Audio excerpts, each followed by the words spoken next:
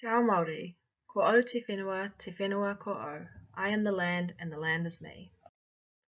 Ko Pauerua te maunga, ko ōwhira iti te roto, ko ngā toki matawhāroa te waka, ko Oramahoi te marae, ko Ngāre Hoata te hapu, ko ngā puhi rawa ko Hāmoa te iwi, ko Remara Kiwikiwi toku tūpuna, ko Leon Penny rawa ko Justine Lambert o Kumatua, ko Amelia Penny toku lelo.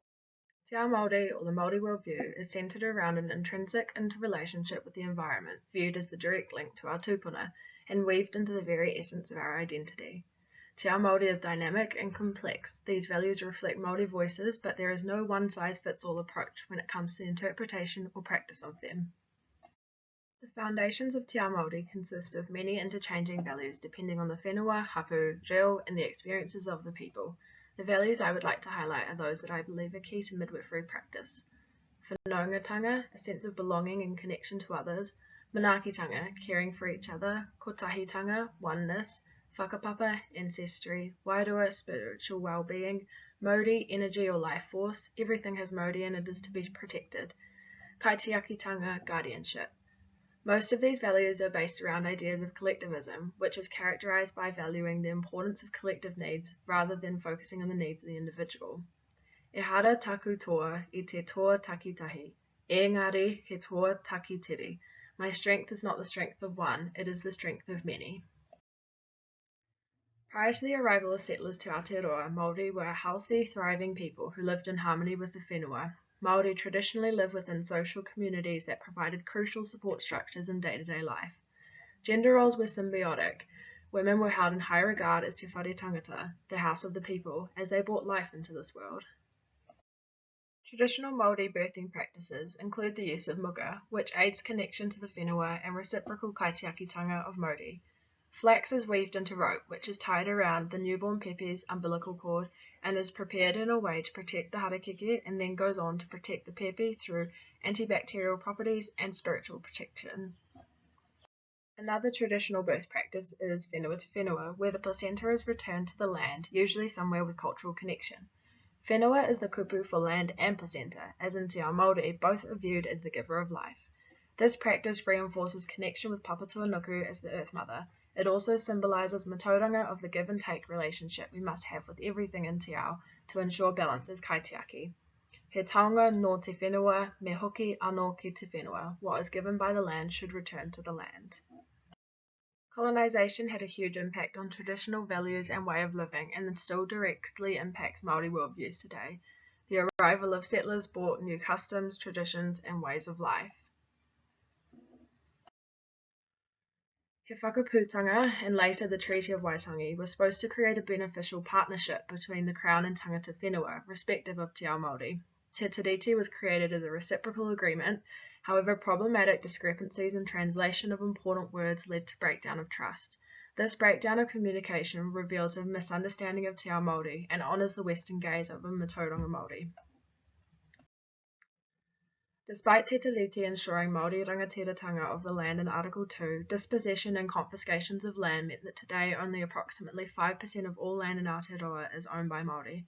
Kaumātua believe that a lack of access to ancestral land is a strong link to poor health, as the natural environment is intrinsically connected to Māori. Increased pressure to assimilate into the Pākehā world led to countless breaches of Te Tiriti. Rejection of te reo and tikanga enforced by means such as the Native Schools Act of 1867, through which Māori were punished for speaking te reo, led to further disconnect with Te Ao Māori. The Native Health Act of 1904 was widely believed to forbid public breastfeeding for Māori, and statistics still reflect this today, with Māori having some of the lowest breastfeeding rates in the country, despite it being a taonga protected under Te Tiriti. The Tohunga Suppression Act of 1907 prohibited traditional practices, which eventually meant that women were forced to birth in hospitals. Their placenta was usually incinerated without consent, severing this important tie with ancestral lands. Treating childbirth with a Western gaze took away the voice of generations of Māori women's matauranga, leading to negative birth outcomes and generational birthing trauma. Medicalised approaches to birth breached Te Tiriti by removing self-governance of the birthing person. In Aotearoa today, Māori represent 16.5% of the population and make up 20% of the birth rate, yet less than 10% of midwives identify as Māori. So how do we bridge the gap for care in a way that represents Te Ao Māori and the needs of Māori people in a post-colonised Aotearoa? Autonomy was granted to midwives in 1990 through the Nurses Amendment Act, allowing birthing people to take control of decisions in their birth care. A partnership model for practice was published in 1994, focusing on partnering with birthing peoples to ensure informed choice and consent and sharing of knowledge. For example, maternal knowledge is the most important indicator of fetal well-being, so by honouring the matauranga of the mama, you are working in partnership. Ao Māori was formed in 1993 out of a need for Māori voices in the midwifery space and to tackle disparities in maternity care. In 2006, Ao Māori created Tūranga Kaupapa, a framework around cultural safety for standards of practice under Midwifery Council and NZCOM. Tūranga Kaupapa reflects the Te Ao Māori principles of collectivism and maintains mana, mauri and wairua of the birthing person, pepe and whānau. Tūranga Kaupapa is broken into the following values, and here are some ways that I would incorporate into practice based on the individual needs of the whānau. Whakapapa, involving the whānau in the birth, valuing the continuation of their whakapapa. Whanaungatanga, relationship building between you and the whānau, which also means considering the needs of the whānau in the birthing environment, i.e. is there a separate area for them to prepare kai? Are there chairs for everyone who will be in the room? Te Reo Māori. If you aren't confident in Te Reo, this means taking the time to learn how to pronounce names correctly. Ask if you're unsure. Mana. Ask if they have any needs specific to their care that will help uphold their mana. For example, if they have preferred pronouns. Tikanga whenua. Do they need awhi in learning about returning their whenua to the land or reclaiming other traditional birth practices such as muka, mirimiri and rongoa? Mokopuna. Encouraging breastfeeding and to ask for awhi from whānau on this. Creating shared accountability on choices such as healthy kai and smoke-free environments.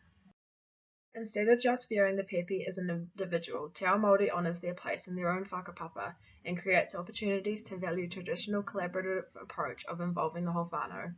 It may also help to heal wounds of generational trauma due to traumatic birthing experiences as an effect of colonisation.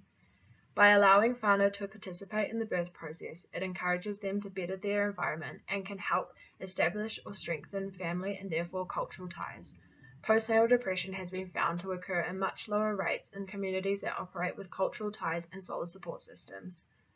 Following the partnership model in Tūranga Kaupapa and incorporating te ao views are fundamental to upholding te tiriti o Waitangi obligations and maintaining sovereignty for the birthing person, their pepe and whānau.